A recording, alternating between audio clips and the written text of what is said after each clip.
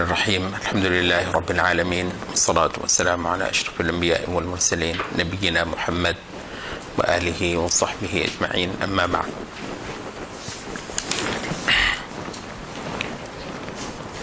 آیت 197 تک ہم پہنچ چکے تھے.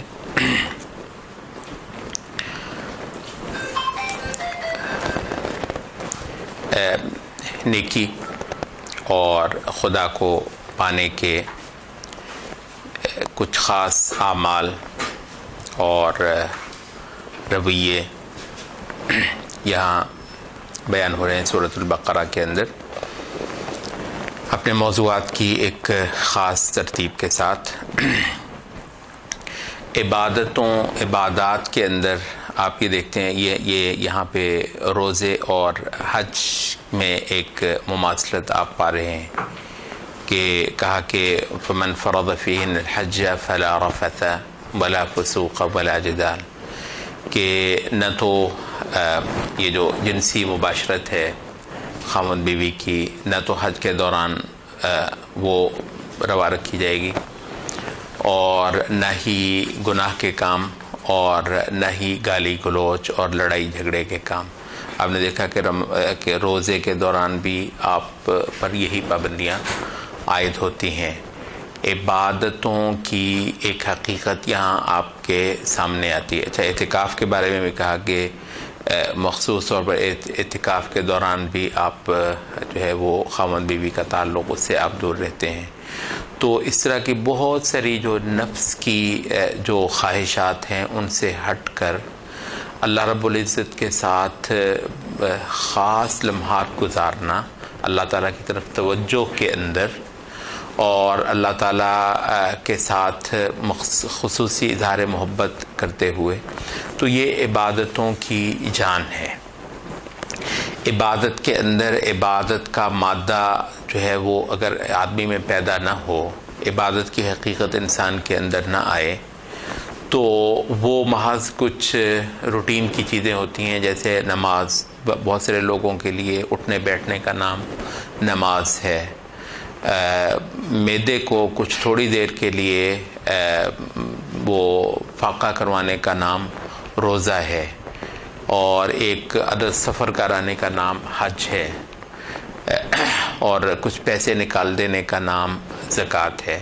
یہ جب اس پر عمل کر بھی رہے ہوں تو عبادت کے اندر جو ہے کچھ احساسات ہوتے ہیں. دیکھیے، کل چیز عبادت کے اندر کچھ مخصوص احساسات، مخصوص انسان کے اوپر گزرنے والی کیفیات ہوتی ہیں. تو شریعت نے بہت ساری چیزوں سے ہٹا کر، بہت ساری چیزوں پر لگا کر عبادت کا وہ ایک رنگ پیدا کر دینے کا پورا انتظام کر دیا ہے. اس کے باوجود ایک بہت بڑا کام آپ کو خود ہی کرنا ہے. یعنی ایسا نہیں ہو سکتا کہ شریعت آپ سے ہر حال میں عبادت کروا ہی لے. وہ کچھ چیزوں پر پابندیاں لگا دے گی، کچھ چیزوں کو آپ پر واجب ٹھہرا دے گی، کچھ اشیاء رکن ہو جائیں گی، کچھ اشیاء واجبات ہو جائیں گی، کچھ اشیاء مستحبات اور سنتیں ہو جائیں گی. شریعت اتنا ہی کرے گی نا، مگر اس کے اندر عبادت کر کے آنا اللہ تعالیٰ کی، وہ آپ کا کام ہے. اور یہ ڈیپینڈ کرتا ہے کہ کوئی آدمی عبادت کے اندر در حقیقت کتنی عبادت کرتا ہے، اور کتنا زیادہ وہ ایک محض ایسا عمل کرتا ہے جس کی کوئی خاص وقت اللہ تعالیٰ کے ہاں نہ ہو. تو عبادت جو ہے وہ انسان کو اللہ تعالیٰ کے آگے بچھا دیتی ہے، ایک ایسی فاؤنڈیشن ڈال دیتی ہے جس کے بعد آپ بہت دنیا کے بے شمار سرگرمیوں کے اندر ایک خاص خدا شناس کردار آپ کے اندر سے سامنے آتا ہے. یہ نمازیں پڑھنے والے، یہ جو ہے نا التائبون العابدون الحامدون السائحون الراکعون الساجدون الآمرون بالمعروف، یعنی یہاں پر آپ تھوڑا سا یہ بھی دیکھیں حسن جو ہے قرآن مجید اس آیت کی ترتیب کا. الساجدون الامر، وہ جو سجدے کرنے والے اور امر بالمعروف کرنے والے، یعنی وہ محض سجدے نہیں کرتے رہتے، سجدہ گزار ہی رہیں گے، اور معاشرے کے اندر برائی کی خبر نہیں لیں گے. نہیں، تو آپ دیکھیں ان دونوں کو، الساجدون الآمرون بالمعروف والناہون عن المنکر والحافظون لحدود اللہ، اور اللہ تعالیٰ کی حدوں کی جگہ جگہ حفاظت کریں گے. یہ عبادت جو ہے آپ کے اندر ایک ایسی چیز پیدا کر دیتی ہے کہ پھر آپ خود اور آپ کے ماحول میں اللہ تعالیٰ کی نافرمانی ہو رہی ہو تو کچھ ہو جاتا ہے طبیعت کو، کوئی بے چینی، کوئی ایک تنگی طبیعت کے اندر پیدا ہوتی ہے، اور وہ کسی صورت دور نہیں ہوتی جب تک کہ اللہ تعالیٰ کی حدوں کو محفوظ نہ کر لیا جائے اور ان کی پابندی نہ کروا لی. تو یہ عبادت جو ہے، جو ان کچھ اشیاء سے پیدا ہوئی تھی، جگہ جگہ بولنا شروع کر دیتی ہے، جگہ جگہ یہ عبادت جو ہے وہ اپنا ظہور کرتی ہے. تو معاشرے کی جملہ سرگرمی ایسے خدا شناس جن کو سجدہ کرنے کا شعور مل گیا تھا، جن کو اللہ تعالیٰ کی تسبیح کرنے کا شعور مل گیا تھا، جن کو بندگی اور عبادت کی جو اصل حقیقت ہے وہ مل گئی تھی، تو جگہ جگہ موقع موقع پر ان کے اندر سے وہ چیز پیدا ہوتی ہے کہ جو اس پوری روئے زمین کو اللہ رب العزت کا جو مطلوبہ نقشہ صورت ہے اس کے اندر ڈھالنا شروع کر دیتی ہے. تو نفس کو خوب پٹا دینا اللہ تعالیٰ کے آگے، خوب بچھا دینا. اس وجہ سے ہم بہت زیادہ یہ کہتے ہیں کہ یہ جتنا کچھ بھی ہے نا بندوبست جو آپ کے ساتھ کیا جاتا ہے، کوئی آپ کا بڑا تھا، کوئی آپ کا جو ہے وہ مبلغ تھا، مربی تھا، معلم تھا، کسی نے آپ کو لگا دیا نماز کے اوپر، روزے کے اوپر وغیرہ، یعنی اس نے ایک ڈالی پر ہی آپ کو لگایا ہے، اس کے اندر واقعہ پھر عبادت کرنا شروع کر لینا، یہ دیکھیے یہ آپ ہی کا کام ہے. اور اس کے لیے بہت زیادہ اللہ تعالیٰ سے دعا بھی کرنی چاہیے کہ وہ اللہ تعالیٰ کی طرف کو ایک تڑپ انسان کے اندر جو ہے نا پیدا ہو جائے. تو یہ نماز، زکوٰۃ، روزہ، حج سب کے سب در حقیقت ایک تڑپ کا نام ہے اللہ تعالیٰ کی کو پانے کے لیے. اس کو بیان کرنا مشکل ہے وہ، کیونکہ ایسے ہی جیسے میں آپ کو کہوں کہ پیاس کیا ہوتی ہے، جو پیاسا بندہ ہوتا ہے اس کو پانی پینے کی طرف کیا رغبت ہوتی ہے. جو بندہ بھوکا ہوتا ہے اور آپ گزرتے ہوئے راستے میں ایک بڑا مزیدار جو ہے نا وہ کھانے کی خوشبو آ رہی ہوتی ہے تو دل پر کیا گزرتی ہے. تو ایسی طریقے تو اس کو بیان نہیں کیا جا سکتا، اس کی طرف کو صرف اشارہ کیا جا سکتا ہے، کیونکہ وہ سبھی پر گزرتی ہے وہ صورت، اس وجہ سے اس کا تصور جو ہے وہ آدمی کر سکتا ہے. اچھا، تو یہ جو چیز ہے یہاں حج کا بیان آگے چل رہا ہے. لیس علیکم جناح ان تبتغوا فضلا من ربکم. ہم نے کل کہا تھا کہ حج کے حوالے سے عربوں کی جو زندگی جو ہے وہ ایک بہت زیادہ اس کا تجارتی اور ثقافتی جو ہے نا وہ رنگ بھی بن گیا ہوا تھا سینچریز کے ایک عمل کے نتیجے میں. تو اس میں عبادت کا بھی ایک حصہ تھا. بعض لوگوں کے لیے شاید عبادت تقریباً کوئی انسگنیفیکنٹ ہو چکی ہوئی تھی، اور اس کا جو ہے نا اور بہت سارے جو مقاصد ہیں وہ اس کے اندر آگے ہوئے تھے. اب یہاں پر ایک بیلنس بھی دیا جا رہا ہے. درست ہے، پیچھے اس کا ذکر کر دیا کہ اصل میں حج جو ہے نا وہ ایک تقوی کا سفر ہے، ایک اللہ رب العزت کو پانے کا ایک عمل ہے، اور یہ کلائمیکس ہے عبودیت کا، بندگی کا، اور اللہ رب العزت کی طرف جو ہے نا وہ بڑھنے کا اور چل چل کے جانے کا. اچھا، یہاں کچھ نفوس کے اندر پھر یہ ہوا کہ اچھا پھر اگر یہ بات ہے تو اس کا مطلب ہے کہ بھی حج پر اب کوئی تجارتی سرگرمی نہیں ہونی چاہیے. ظاہر ہے تو حج عبادت ہے، تو عبادت میں تو یہاں البتہ یہ بھی کہا کہ نہیں ایسا نہیں ہے. حج کے اندر جو تجارتی سرگرمی ہے اس پر اللہ تعالیٰ نے پابندی نہیں لگائی. اس کا یہاں پر حکم بیان ہو رہا ہے کہ کوئی تم پر گناہ نہیں ہے اگر تم اللہ تعالیٰ کے فضل کو بھی تلاش کرو. یہاں ایک چھوٹا سا جو ہے نا وہ وقفہ ہم یہاں مزید کرنا چاہیں گے. آپ کو یاد ہوگا یہ دیکھیے، یہ جو ہے نا زندگی کو قرآن کی نظر سے دیکھنا اور عبادت کا مفہوم بھی قرآن مجید سے لینا یہ بہت اہم ہے. پیچھے تھوڑا سا آپ کو یاد ہوگا ہم نے کہا تھا کہ قرآن مجید نے مال کو خیر کہا وہاں، حالانکہ ویسے مال کہہ سکتا تھا. مسئلہ کیا ہے، ہر بندے کو مال کا لفظ جو ہے نا وہ پوری طرح سمجھ آتا ہے، بلکہ زیادہ سمجھ آئے گا. تو خیرن کی تفسیر کی گئی جی مال. تو تو وہاں پہ ہم نے تھوڑی سی وضاحت کی تھی کہ یہ کیوں خاص اسلام نے اس کو خیر کہا، کہ دراصل اسلام اس کے حوالے سے کوئی منفیت پیدا نہیں کروانا چاہ رہا، بلکہ اس کو جو ہے وہ مقاصد حق کے ساتھ منسلک کروانا چاہ رہا ہے، مال کو، اختیارات کو، وسائل کو، اور یہ جو کچھ جس پر جو ہے زندگی کا انحصار ہے، ان ساری چیزوں کو اسلام اپنی ویلیوز دیتا ہے اور اس کو بالکل برا اور مبغوض اور ناپسندیدہ یا گھٹیا بالکل بنا کر پیش نہیں کرتا ہے۔ یہاں ایک دوسرا ہے کہ آپ نے دیکھا یہ قرآن اس جگہ پر بھی سورۃ جمعہ کے اندر بھی آپ یہ دیکھتے ہیں کہ بھی یہ جب ندا ہو جائے، اذان ہو جائے جمعے کی، تو پوری کی پوری سوسائٹی اپنا سب کچھ ٹھپ کر کے بند کر کے تو آ جائے اللہ تعالیٰ کے گھروں میں، اور وہاں اللہ تعالیٰ کی یاد ہو رہی ہے، ذکر ہو رہا ہے، تذکیر ہو رہی ہے، تو اس کے اندر پوری طرح مگن ہو جائے، دنیا و ما فیہا سے بے خبر ہو جانا چاہیے، تو بھاگ کے فاسعوا الی ذکر اللہ وذروا البیع۔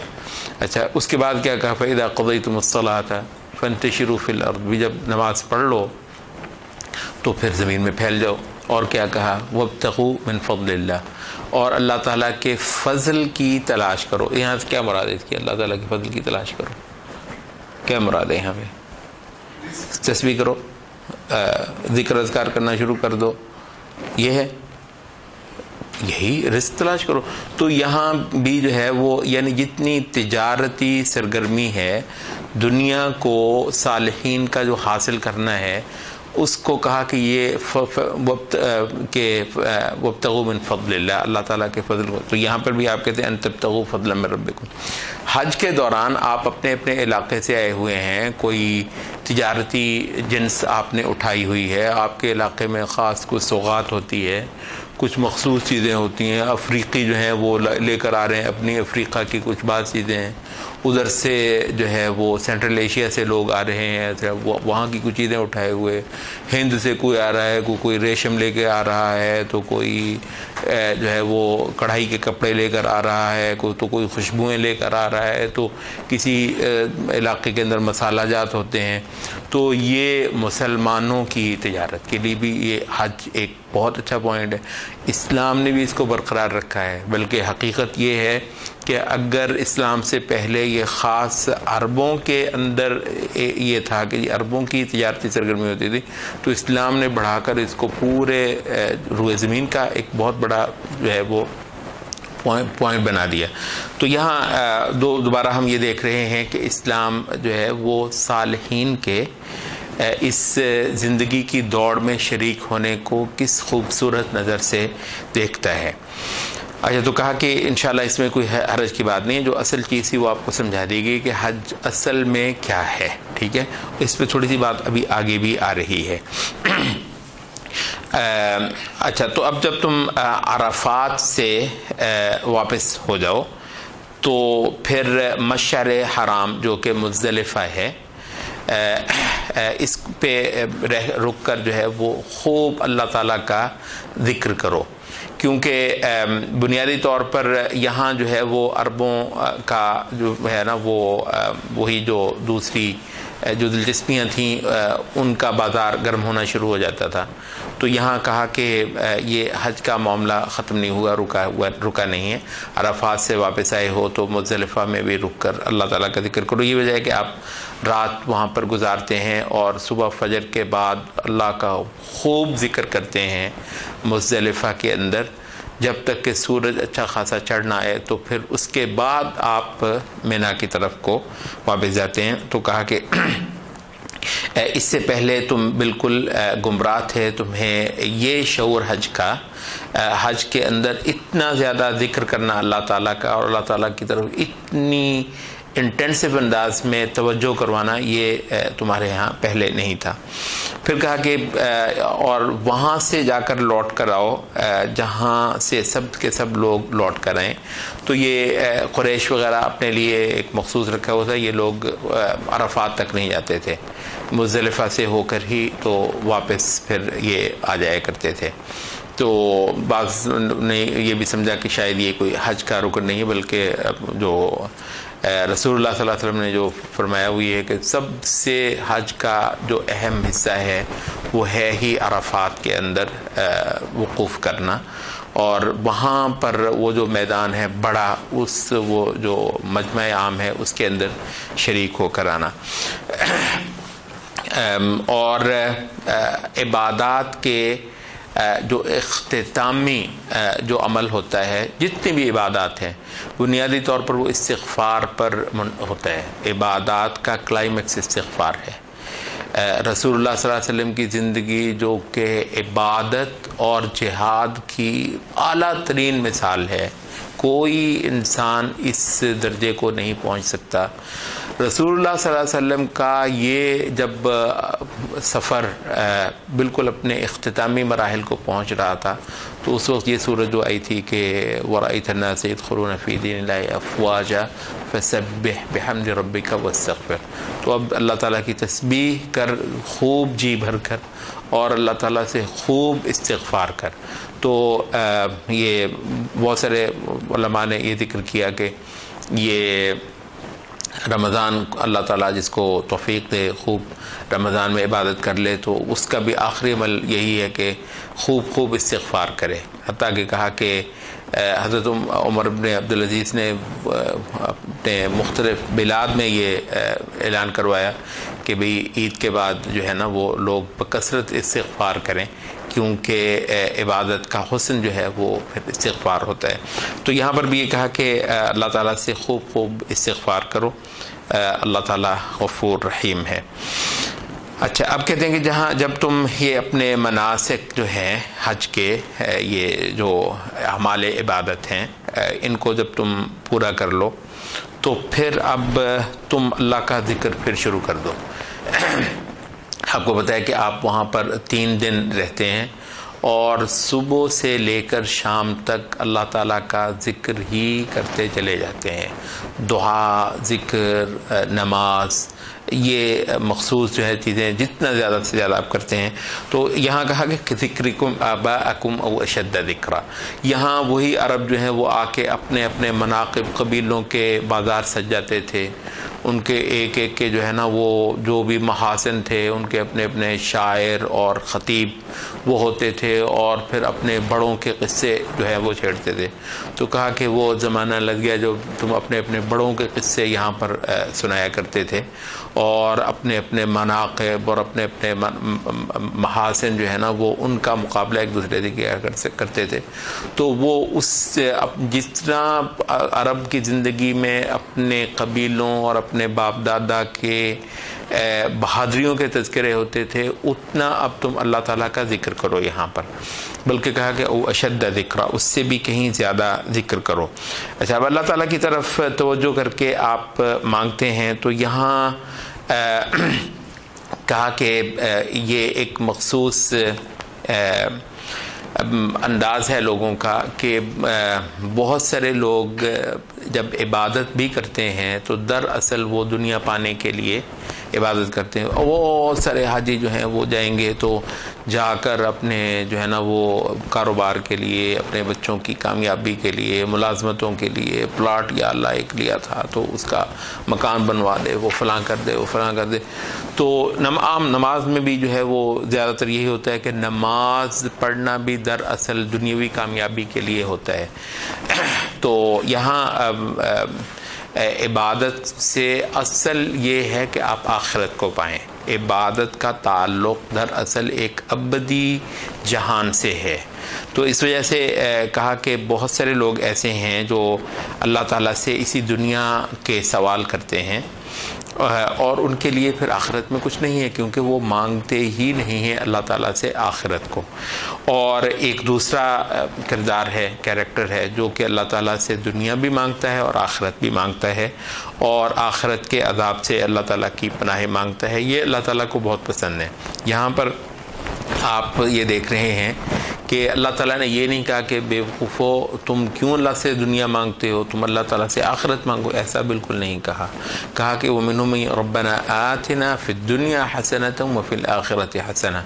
یہ ہے درست تصور اللہ تعالیٰ سے مانگنے کا کہ دنیا کی ترقی، دنیا کی کامیابی، دنیا کی خیر و برکت، یہ بھی اللہ تعالیٰ سے مانگو۔ یہ کوئی ایسی چیز نہیں ہے کہ جو نظر انداز کی جائے، جو اللہ تعالیٰ سے طلب نہ کی جائے۔ ہاں مگر اللہ تعالیٰ سے جو آخرت کی کامیابی ہے اس کا بھی بکثرت سوال ہو، تو یہاں آپ وہ اس پورے اللہ تعالیٰ سے مانگنے کا جو صحیح تصور ہے اس کو آپ اختیار کر لیتے ہیں۔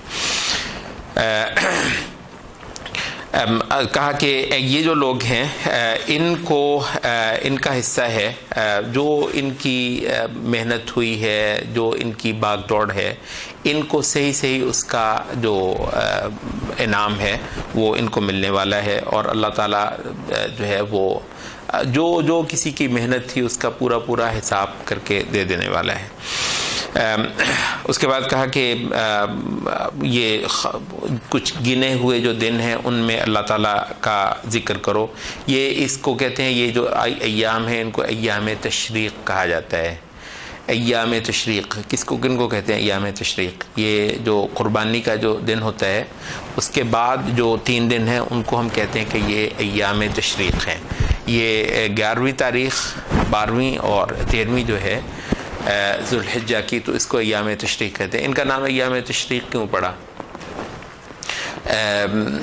یہ تشریق آپ کو پتہ ہے، یہ سورج شروق، سورج کا جو ہے وہ اشراق ہونا، تو تشریق اس وجہ سے کہتے ہیں کہ قربانیاں بہت ہوتی تھیں، بہت قربانی ہوتی تھی یوم النحر کو، تو ریفریجریٹر تو ہوتے نہیں تھے، تو پھر عربوں کے ہاں ایک طریقہ تھا، تو بہت سارے جو غریب وغیرہ بھی تھے وہ بھی خوب گوشت اٹھاتے تھے وہاں سے نا، مطلب اتنا ہے کوئی بندہ جتنا مرضی لینا ہے لے لے، کھائے نہیں جائے گا، اتنے لوگ لا کر اپنے اونٹ ڈھیر کر دیتے تھے۔ تو پھر لوگ جو ہیں وہ گوشت کو سکھانا شروع کر دیتے، تو گوشت کو سکھا کر، یہ ہمارے ہاں بھی چلتا رہا ہے کہ وہ گوشت کو کسی طریقے سے اس طرح پروسیس کرتے ہیں کہ دھوپ وغیرہ میں ڈال کر، تو وہ سوکھ جاتا ہے، بعد میں پھر اس کو پکاتے رہتے ہیں بڑی دیر تک، وہ خراب نہیں ہوتا ہے، اس کا جو نمی ہے وہ ختم کر لیتے ہیں۔ تو گوشت کو سکھانے کے لیے ڈالتے تھے، اس وجہ سے ان کا نام جو ہے وہ ایام تشریق پڑ گیا، دھوپ میں رکھنا کا۔ اچھا، تو کہا کہ جو بندہ صرف پہلے 2 دن ہی وہ یہاں اللہ تعالیٰ کا ذکر کرے مینا میں بیٹھ کر، وہاں جو دعا کرنی ہوتی ہے 2 دن بیٹھ کر مخصوص اللہ تعالیٰ کے ساتھ وقت گزارنا ہوتا ہے، تو جو صرف 2 دن ہی کر کے جلدی چلا جائے تو اس پر کوئی گناہ نہیں ہے، اور اگر وہ 1 دن مزید رہ لے تو اس پر بھی کوئی حرج نہیں ہے۔ اس کے لیے جو متقی ہونا چاہتا ہے، جو اس کے زیادہ اللہ تعالیٰ کو پانا چاہتا ہے، تو اس کے لیے انشاءاللہ اس میں کوئی حرج کی بات نہیں ہے، مگر یہ علم رہے کہ یہ سارے کا سارا ہے دراصل پرہیزگاری کے لیے ہے۔ حج کا کل مقصد تمہیں اللہ رب العزت کے قریب کر دینا اور اللہ رب العزت کی عبادت اور بندگی کے اندر لے آنا ہے۔ تو اور کہا کہ یہ بھی یاد رکھو کہ عنقریب تم حشر میں اکٹھے کیے جانے والے ہو۔ حج کا میدان کیونکہ بھانت بھانت کے انسان، ہر بر اعظم کے اور ہر بقعۂ ارض کے لوگ اب پہنچے ہوئے ہوتے ہیں، تو اس کے اندر بھی ایک گرینڈ اسمبلی کا ایک تصور ہوتا ہے حج کے اندر، اور جہاں لوگ بہت سارے اکٹھے ہوئے ہوں، پھر آپ یہ دیکھتے ہیں کہ لوگ اتنا گریہ کر رہے ہوتے ہیں، ہر بندہ بالکل اپنے آس پاس سے بے خبر ہو کر اللہ تعالیٰ کو پکارنے میں اور مانگنے میں لگا ہوا ہوتا ہے۔ یعنی لوگوں کو یہ ہوتا ہے کہ یہ آج وقت ہے، اس کے بعد ایسا وقت شاید دوبارہ کبھی ملنے والا نہیں ہے، تو بالکل آدمی جو ہے وہ ارد گرد سے بے نیاز ہو کے تو وہ خدا کو مانگنے گا، تو اتنی جو ہے وہ اس وقت اللہ تعالیٰ کے لیے کے سامنے التجائیں ہوتی ہیں، ہر بندہ کچھ رونے میں لگا ہوتا ہے، کچھ مانگنے میں لگا ہوتا ہے، کچھ بخششیں مانگنے سے ہی نہیں ہٹ رہے ہوتے۔ تو اس وجہ سے انسانوں کا اللہ تعالیٰ کے سامنے بلکنا، انسانوں کا اللہ تعالیٰ کے آگے جو ہے وہ گریہ کرنا، رونا اور درخواستیں کرنا، اس کا ایک بہت اچھا منظر اگر آدمی نے دیکھنا ہو تو یہاں پر ہوتا ہے۔ تو یہ دراصل ایک بہت بڑے اجتماع کی ایک تصویر، چھوٹی سی تصویر دکھاتا ہے۔ قیامت کے روز آپ ذرا دیکھیں کہ ہر بندے کو اپنی آخری حد تک فکر ہوئے کہ خدایا آج میری خلاصی کر دے، تو وہ ایسے ایسے بے قابو ہو کر لوگ اللہ تعالیٰ کے آگے جو ہے وہ رو رہے ہوں گے اور اللہ تعالیٰ سے درخواستیں کر رہے ہوں گے۔ تو جو حشر ہے، جو آخرت کا، اس حشر کی ایک چھوٹی سی یاد جو ہے وہ آپ کو اس حج کے اجتماع سے ملتی ہے۔ تو اس وجہ سے کہا کہ یہ خوب یہاں سے سبق لے کر جانا کہ تم ان قریب یوں جہان بھر کے انسان اللہ تعالیٰ کے آگے اکٹھے ہونے والے ہو۔ اچھا، یہاں سے آگے جو ہے یہ عبادات کا ایک ذکر کرنے کے بعد اب دو کیریکٹر، یہ ایک موضوع جو شروع ہوتا ہے، دو کیریکٹرز جو ہیں نا انسانوں کے مختصر طور پر اللہ تعالیٰ نے یہاں پر پیش کیے ہیں کہ اصل چیز جو ہے نا یہ جیسے ہم نے پہلے کہا تھا کہ بے شک نماز ہے، روزہ ہے، زکوٰۃ، مگر دراصل ایک خاص قسم کا انسان برآمد کرنا مطلوب ہے شریعتوں کا، ٹھیک ہے۔ اور جس آدمی کو شریعت کی ہوا نہیں لگی، جس آدمی پر شرائع کا یہ پروسیس نہیں ہوا یا صحیح طریقے سے درست نہیں ہوا، وہ کبھی نہیں ہو سکتا کہ اس کے اندر سے وہ کیریکٹر برآمد ہو جو کہ شرائع کا ایک مقصود انسان ہے۔ تو یہاں مختصر طور پر آپ کے سامنے دو کیریکٹر رکھے جا رہے ہیں کہ لوگوں میں سے دیکھو کچھ ایسے بھی ہوتے ہیں کہ دنیا کی زندگی کے جو ہیں جو چیزیں ان میں ان کی کمال کی باتیں ہوتی ہیں، ایسا ان کو پتہ ہوتا ہے دنیا کی چیزوں کا کہ آپ دنگ رہ جاتے ہیں۔ وَمِن النَّاسِ مَن يُعْجِبُكَ قَوْلُهُ فِي الْحَيَاةِ الدُّنْيَا، ٹھیک ہے۔ تو دنیا پر اتھارٹی ہوتے ہیں یہ ایک بات۔ دوسرا بتایا کہ وَيُشْهِدُ اللَّهَ عَلَى مَا فِي قَلْبِهِ، اپنے اچھے ہونے کا بہت زیادہ ان کو دعویٰ ہوتا ہے۔ ہر انسان اپنے آپ کو نہایت صحیح اور اچھا ثابت کرنے کا پورا زور لگاتا ہے اور اپنے عیوب کو زیادہ سے زیادہ چھپاتا ہے۔ اچھا، تو یہ جو بندہ ہے یہ بار بار اللہ تعالیٰ کو گواہ بناتا ہے کہ جو اس کے دل میں ہے اور جتنا سارا اس کے اندر جو ہے نا وہ نیکی ہے یا خیر ہے، تو اللہ تعالیٰ کو گواہ بناتا ہے، جھوٹی قسمیں تک کھانے چلا جاتا ہے۔ تیسرا کہا کہ وہ ہوا الد الخصام، البتہ وہ ہے بدترین جھگڑالو ہے۔ انسانوں کے ساتھ جو ہے وہ گھل مل جانا، انسانوں کے جو ہے وہ جو انسانوں کا کچھ ہوتا ہے رہنے میں کوئی ناسازگاری ہوتی ہے، اس ناسازگاری کو سازگاری بنانا ایک خاص دینداری چاہ رہا ہوتا ہے، ایک خاص تواضع اور انکساری طبیعت کے اندر چاہ رہا ہوتا ہے۔ یہ عبادت ہی ہے اللہ تعالیٰ کی جو اس کے اندر وہ انکساری پیدا کرتی ہے۔ جب ہر آدمی جو ہے وہ اپنی بات پر اڑا ہوا ہو، اپنے مفاد پر اور اپنے نظریے پر اور اپنے دعوے پر، اور میں جو کہوں تو جو میں جو بیٹھی ہوتی ہے، یہ دراصل ایک بہت غیر اختتام پذیر ایک جھگڑے اور لڑائی کو جنم دیتی ہے۔ تو وہ کیونکہ یہ اس عاجزی سے محروم ہے تو اس وجہ سے یہ شدید جھگڑالو ہوتا ہے۔ اچھا، یہ تین باتیں ہو گئیں اس ناپسندیدہ کردار میں۔ چوتھی بتائی کہ وَإِذَا تَوَلَّى سَعَى فِي الْأَرْضِ لِيُفْسِدَ فِيهَا وَيُهْلِكَ الْحَرْثَ وَالنَّسْلَ۔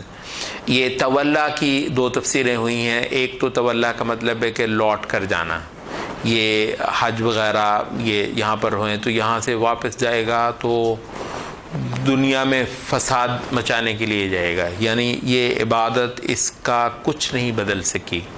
اتنی ساری جو ایک ریاضت کروائی گئی تھی اس کو، جس کے اندر نفس جو ہے وہ گندگی سے اور برائی سے بالکل دھل چکا ہوتا ہے، اس کو کچھ فرق نہیں پڑا، تو یہ ویسے کا ویسے یہ واپس جائے گا اور فساد مچائے گا۔ اور ایک دوسری جو تفسیر ہوئی ہے تولا کی، وہ یہ ہے کہ جب یہ صاحب اختیار ہو، جب اس کے پاس اقتدار ہو، جب اس کے کچھ ہاتھ میں آئے تو پھر اس کو دیکھو۔ اور یہ ایک حقیقت ہے کہ انسان کا سب سے بڑھ کر جو آزمائش ہے وہ اس وقت ہوتی ہے جب آپ کے ہاتھ میں کوئی اقتدار آئے اور اس میں پھر دیکھے کہ آپ کے وجود سے کتنی خیر پھیلی ہے اور کتنی زیادہ اللہ تعالیٰ کی عبادت ہوئی ہے اور کتنی زیادہ برائی اور گندگی جو ہے وہ مٹائی گئی ہے۔ تو آپ کا اثر یہ کبھی نہیں ہوتا جب تک کہ آپ نے ڈھیروں محنت نہ کر لی ہو اپنے آپ کو ویسا ایک انسان بنانے کی جو ان ساری چیزوں کو ہاتھ میں آنے کو عبادت کا ذریعہ بنائے گا۔ تو جس بندے نے عبادت کا ابھی رنگ ہی نہیں لیا، کبھی ممکن نہیں ہے کہ اس کے پاس دنیا اگر آ جائے تو وہ اس کو حق کے مقاصد کے لیے جھکا لے گا۔ تو یہاں کہا کہ جب یہ صاحب اختیار ہوگا تو پوری کوشش کرے گا، پوری سعی کرے گا، زور لگا دے گا اپنا فساد کرنے کے لیے اور کھیتی کو اور نسل کو تباہ کرنے کے لیے۔ یہ اس میں جو ہے وہ لوگوں کو نفع پہنچانا، خیر پہنچانا، اس کے لیے آپ کو پتہ ہے آپ کو ڈھیروں برداشت، ڈھیروں قربانی کرنی ہوتی ہے۔ اس کے بعد آپ یہ مختلف چیزوں کو لوگوں کے لیے منفعت کا ذریعہ بناتے ہیں۔ اشیاء کو منفعت کا ذریعہ بنانا بنیادی طور پر انسانی کردار جو ہے نا وہ پر منحصر ہے کہ آپ یہاں پر کیا کردار ادا کرتے ہیں۔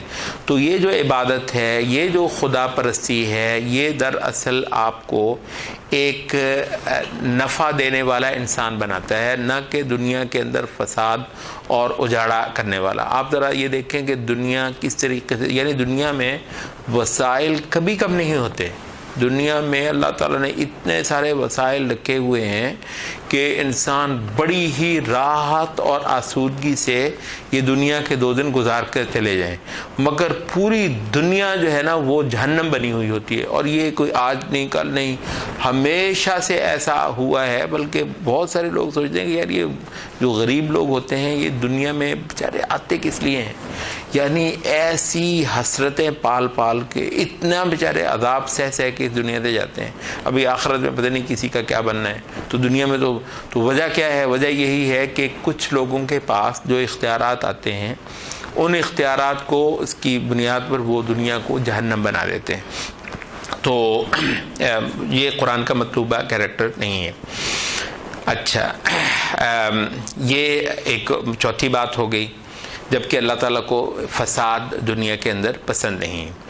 پھر 5ویں جو اس کی ایک بتائی گی پہچان، وَإِذَا قِيلَ لَهُ اتَّقِ اللَّهَ أَخَذَتْهُ الْعِزَّةُ بِالْإِثْمِ، جب اس کو کہا جائے کہ اللہ سے ڈرو، اللہ تعالیٰ سے ڈرایا جائے، تو اس وقت اس کو جو ہے نا وہ عزت دامنگیر ہو جاتی ہے اور تکبر اور ہٹ درمی اس کے اندر آ جاتی ہے، اور وہ کہتا ہے کہ اچھا مجھے کہا ہے اللہ تعالیٰ سے ڈرنے کے لیے۔ یہاں ایک چھوٹا سا وہ توجہ کی بات کر دیجیے۔ یہ تو خیر ایک متکبر انسان کی بات ہے نا کہ جس کو کوئی طاقت ملی ہے، اس کے اندر گھمنڈ آ گیا ہے۔ لیکن یہ کہ ہم بعض وقت جہالت کی وجہ سے نا بعض لوگ اس طرح کرتے ہیں، کسی وقت آپ کو بندہ کہتا ہے نا یار اللہ سے ڈر، تو ہو سکتا ہے وہ غلط بھی ہو کسی وقت، یعنی وہ غلط بھی اچھا، کبھی کبھی مذاق میں بھی یہ بات ہو یار اللہ سے ڈر۔ اچھا، تو آپ یہ جہالت کی وجہ سے جو ہے نا وہ لوگ کہتے ہیں کہ میں ڈروں تو ڈر، تو یعنی آپ اس کا مقصد تو اصل میں یہ ہوتا ہے کہ میں تو غلط نہیں ہوں، غلط تو تم ہو، تو وہ کہتا ہے میں ڈروں تم ڈرو۔ یہ علماء کہتے ہیں کہ جب آپ کو یہ کہا جائے کہ اتق اللہ، اللہ سے ڈرو، تو کبھی وہاں پر یوں نہیں کہنا چاہیے کہ میں کیوں ڈروں، ٹھیک ہے تو ڈر، یہ بلکہ یہ کہنا چاہیے کہ اللہ تعالیٰ مجھے ڈرنے والوں میں سے بنا دے، مگر بھائی تو بھی تو دیکھ۔ یہ اس انداز سے بات کرنے میں کوئی حرج کی بات نہیں ہے، ٹھیک ہے، لیکن اس میں کبھی یہ نہیں ہونا چاہیے کہ جس میں آپ کی ایک طریقے کی جو ہے نا بے نیازی یا روگردانی پائی جائے کہ جب آپ کو اللہ تعالیٰ سے ڈرایا جائے لازماً، چاہے ایک آدمی سر تسر غلط ہے اور آپ 100% صحیح ہیں، وہاں پر بھی کسی نے آپ کو یہ کہہ دیا نا اللہ سے ڈر، تو اس کا یہ مطلب نہیں کہ آپ اپنے وہ صحیح بات کو چھوڑ دیں گے. اللہ سے ڈرنے کا مطلب یہ ہے کہ آپ، لیکن یہ ہے کہ پھر بھی ایک بار دھیما پڑھنا. اللہ تعالیٰ بہت بڑا کلمہ ہے، اتق اللہ بہت بڑا کلمہ ہے. یہ کہتے ہیں کہ بریک لگ جاتی ہے انسانوں کو جو خدا شناس ہوتے ہیں. حضرت عمر جیسے آدمی جو بہت زیادہ زوراور تھے، طبیعت کے اندر بہت زیادہ شدت تھی، کہتے ہیں کہ جب ان کو اللہ تعالیٰ سے ڈرایا جاتا تھا یا اللہ تعالیٰ تو یوں رک جاتے تھے، ایک سرپٹ گھوڑا جو ہے وہ یکدم رک جائے، اس طریقے سے بریکیں لگاتے تھے. تو غصہ ہے کسی کو، وہ ہے اچھا کسی کو.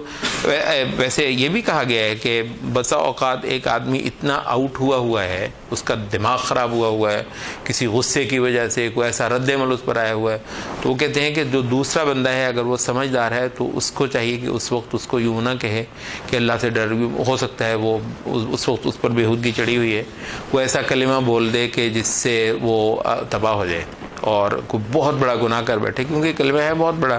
یعنی یہ وہ کلمہ ہے جو حدیث میں رسول اللہ نے فرمایا نا کہ وہ آدمی جو ہے وہ جس نے پتہ نہیں کتنے برس تک جو ہے نا وہ ایک عورت سے بدکاری کے خواب دیکھے تھے کہ یہ میرے قابو آ جائے، اور وہ جب قحط پڑ گیا، وہ اس کا بیچاری کا برا جو ہے وہ حشر ہو گیا، تو اس وقت جو ہے نا اس نے کہا کہ میں تمہیں جو ہے نا وہ اتنا سونا دے دیتا ہوں تو میری خواہش پوری کر دے. اب وہ اس کے پاس کچھ نہیں ہے اور وہ مجبور ہو کے وہ جو ہے نا وہ اس کے پاس آ گئی ہے. وہ کہتے ہیں کہ جب میں نے مکمل طور پر اس پر قابو پا لیا تو اس وقت جو ہے نا وہ اس کا رنگ بدلا اور کہنے لگی اللہ سے ڈر جا. مطلب ہے اس کو عزت تو پیاری ہے لیکن وہ مر رہی تھی بھوکی، تو وہ کہنے لگی کہ اللہ سے ڈر جا. وہ بندہ وہاں سے اٹھایا اور کہتا ہے جو سونا تجھے دیا تھا وہ بھی لے جا. اللہ اتق اللہ، اللہ سے ڈر. مطلب جو اللہ سے ڈرنے کی یہ بات ہے اتنی ہی زیادہ اہم. تو کہا کہ یہ البتہ جو شخص ہے اس کو جب اللہ سے ڈرنے کے لیے کہا جائے تو الٹا اس کو زیادہ تکبر چڑھتا ہے، الٹا اس کو جو ہے وہ زیادہ غرور اور گھمنڈ پکڑ لیتا ہے. فحسبہ جہنم، تو ایسے بندے کے لیے جہنم ہی بہت کافی ہے اور وہ بہت ہی برا ٹھکانہ ہے.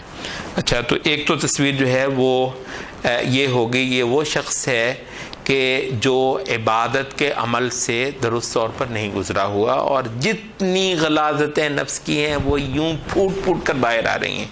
ٹھیک ہے، تو یہ منافق کا، یہ کافر کا یہ حال ضرور آپ کو نظر آئے گا. یہ کہاں آپ یہ دیکھتے ہیں، وہ آپ واقعہ سنا آپ نے، یہ جبلہ ابن ایہم جو ہے ایک یہ بادشاہ تھا غسانی، تو حضرت عمر کے دور میں یہ بندہ جو ہے وہ اسلام میں آ گیا. تو اب یہ طواف کرنے کے لیے عرب سارے خانہ کعبہ کی تعظیم کرتے ہیں، وہ بھی طواف کر رہا ہے. وہ طواف کرتے ہوئے تو اس کی چادر تھوڑی سی زمین پر گھسٹ گئی، تو کسی آدمی کا پیر آ گیا اس پر، عربی کا، بدو کا. تو میری چادر پہ مطلب تم نے پاؤں رکھ دیا ہے، تو اس کو تھپڑ نکال مارا.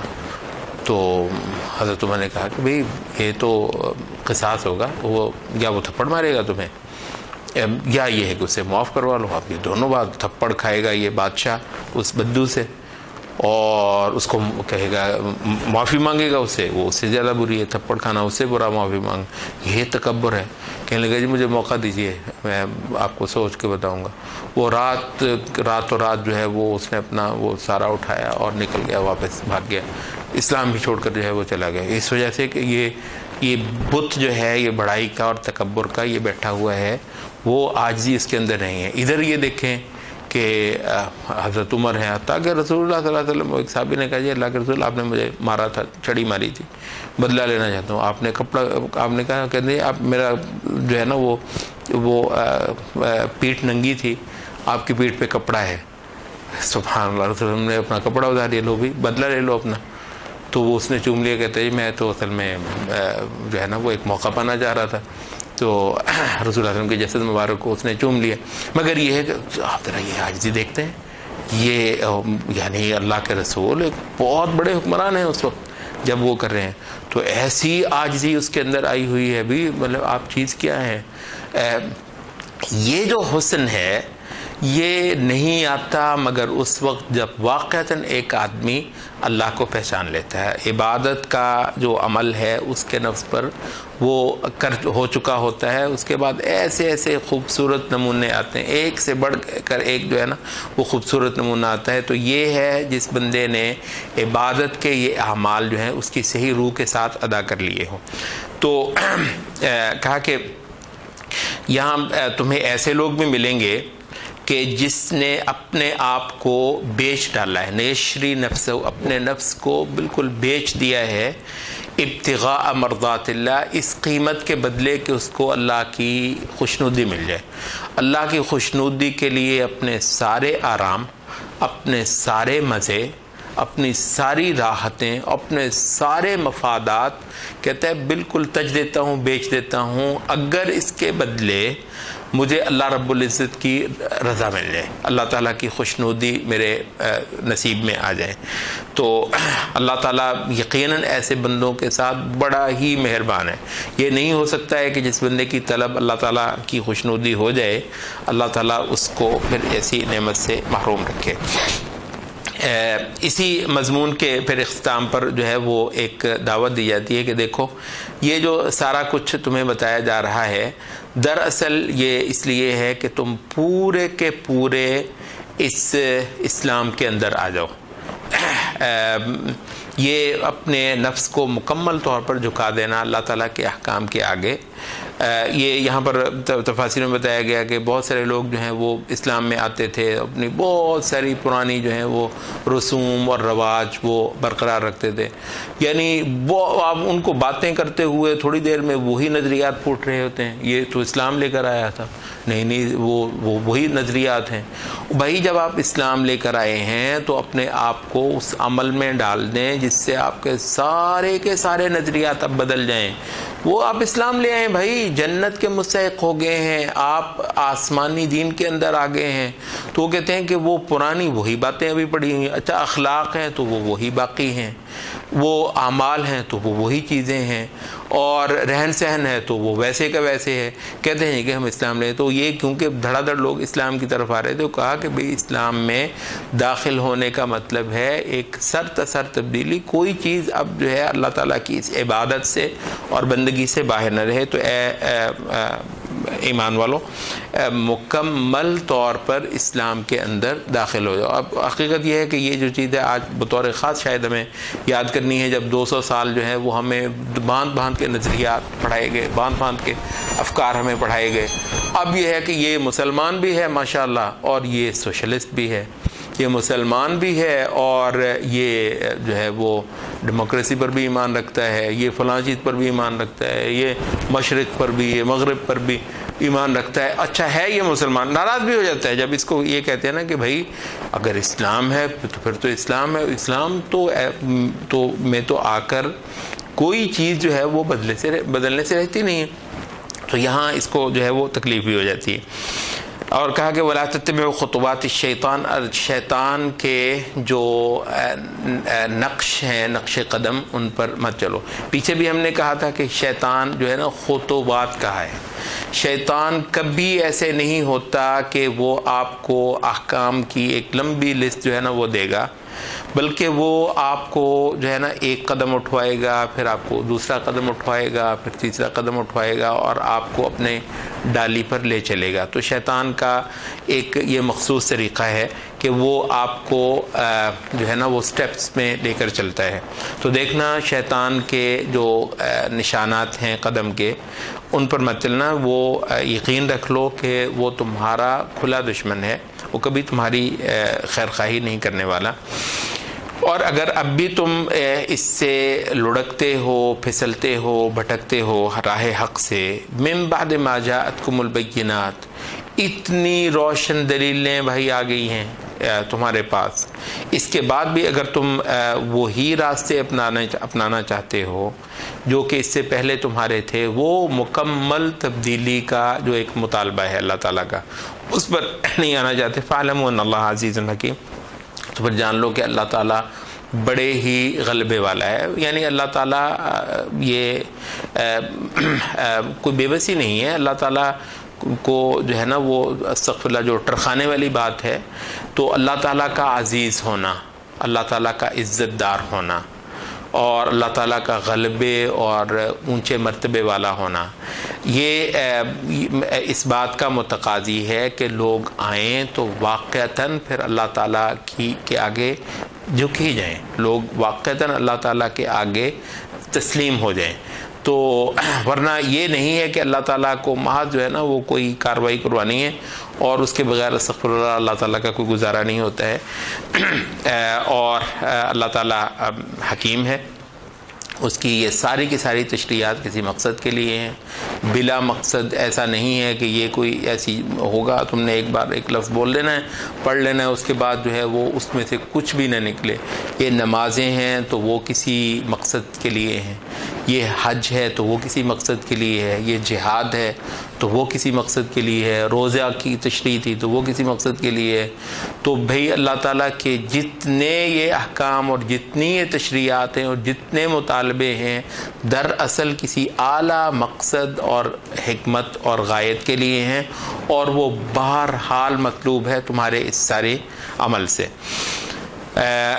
اور آخر میں اس مضمون کے آخر میں جو ہے وہ ایک جسے کہتے ہیں جھنجھوڑ دینے والا ایک جو واز ہے وہ آیا ہے کہ بھی منتظر کس چیز کے ہیں، یعنی انبیاء تو نبی تو آ چکے، کتابیں بھی آ چکی، حجت بھی اللہ تعالیٰ کی قائم ہو چکی، منتظر کس بات کی؟ بے شمار دنیا ہے۔